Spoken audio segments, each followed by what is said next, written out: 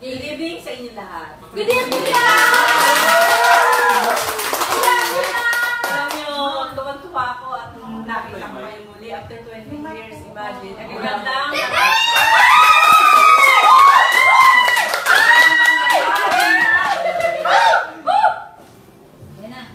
Nabuhayan ng business sa bisla.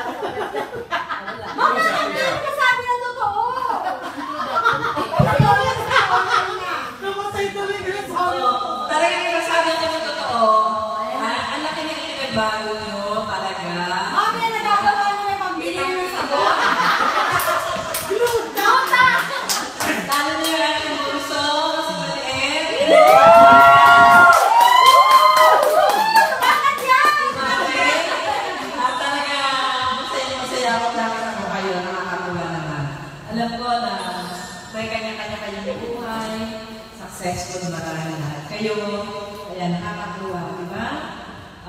Pagbabalikan natin yung ating mga nakalipas sa 20 years noon nung tayo ay magkakasama, talaga naman napakasaya natin. So, after that, na pinuntahan ako sa bahay ni Amy, hindi ako makatanggi, nahihiya ako. Ilang beses yung tumaba na yun, tapos ko magagawin, kasama ko si Penny at saka si Lisa.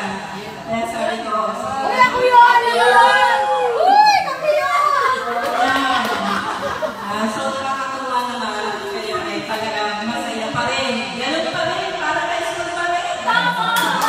Ay, hindi ako nakateris nila doon. Kaya hindi na ako Hindi na parents ka na. talaga kayo. Sana hindi mababago yung mga ugali nyo. Manatili pa rin kayo may contact sa isa't isa at nag-share. No? Yan ang pinakamahalaga. Lalo na yung mga meron mga narating na sa buhay at maginawa ng buhay. Huwag kayo makakalimutan mag-share sa mga medyo less na konti.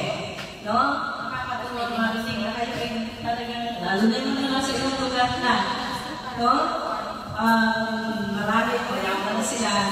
Huwag kayong makakalimot sa mga kaklase na may less ang nakatayo sa buhay.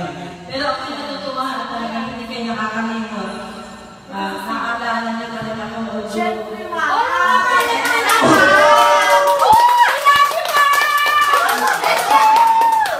hindi niyo ako nakakalimutan. Natutuwa naman. Mama, malaking part din po kayo ng buhay namin. Di ba namin sinasabi sa inyo noon? Tinatayo kami.